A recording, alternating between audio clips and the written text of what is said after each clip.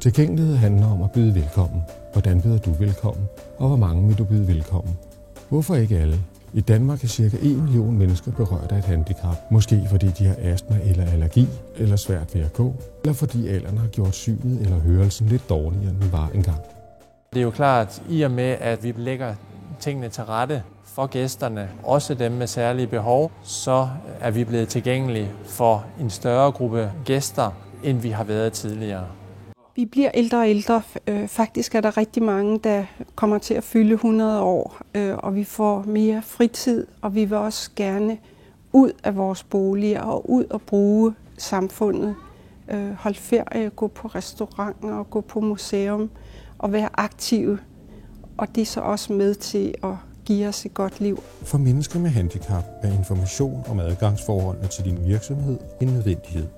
Med mærkeordningen for tilgængelighed kan du markedsføre din virksomhed og nå ud til den store gruppe af kunder, hvor gode adgangsforhold er et af de vigtigste købsparametre. Nu er vi lige kommet hjem fra vinterlejren i Canada, og derovre der var tilgængelighed overhovedet ikke et problem. Og så er det jo sådan et antiklimaks at komme hjem, og lige pludselig er det jo et større planlægningsarbejde, hvis man skal noget. Og det jeg gør, det er at gå ind på godadgang.dk og undersøge i forvejen, hvordan forholdene er med parkeringspladser og toiletforhold. Og det er et rigtig godt sted, fordi der er en masse gode oplysninger, der er brugbare for rigtig mange mennesker. Jeg tror, de har 700.000 brugere om året, så der er noget at hente der.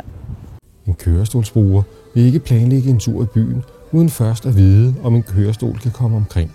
En høreapparatsbruger må have vished for, at der er teleslyngen i et konferencelokale, før han tilmelder sig en konference. Med det blå skilt på døren viser du, at din virksomhed sætter gæster i centrum ved at yde en særlig indsats for, at alle skal kunne få det bedst mulige ophold hos jer. Omtanke, værtskab og ærlighed omkring sit produkt er væsentligt, når man vil markedsføre sig over for den store gruppe af mennesker med handicap. Midlertidigt handicap, et opstået handicap eller et medfødt handicap. For vi kan alle komme i den situation, at vi får brug for en ekstra hånd. De fleste virksomheder vil være kede af at skulle takke nej til en rejsegruppe bestående af 3 generationer, blot fordi der er en i gruppen med astma eller en, der bruger rollator.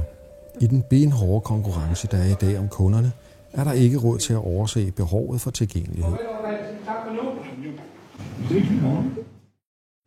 Der er ingen tvivl om, at det, at man er tilgængelig for alle, gør, at vi som hotel, men også som destination, bliver meget mere velkomment og imødekommende over for vores gæster.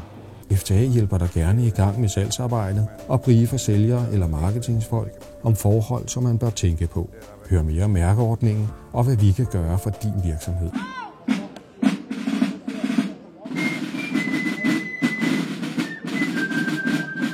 Der er ingen tvivl om, at vores brand i Danmark og vores attraktivitet vil blive større, i og med at vi har kortlagt attraktioner og overnatningssteder, restauranter, således at man som udenlandsk turist kan gå ind og se, at vi er tilgængelige, vi er imødekommende over for gæster med særlige behov. Og det giver en vis tryghed for dem, som rejser, at de så ved, at på den anden side af flyturen, der er jeg velkommen, og der er mine behov tilgodeset. Så hvis din virksomhed vil være med til at gøre Danmark mere tilgængelig, og du vil bidrage med social ansvarlighed, og endda nå ud til en 20% større kundegruppe, så meld dig ind i mærkeordningen Tilgængelighed for alle nu.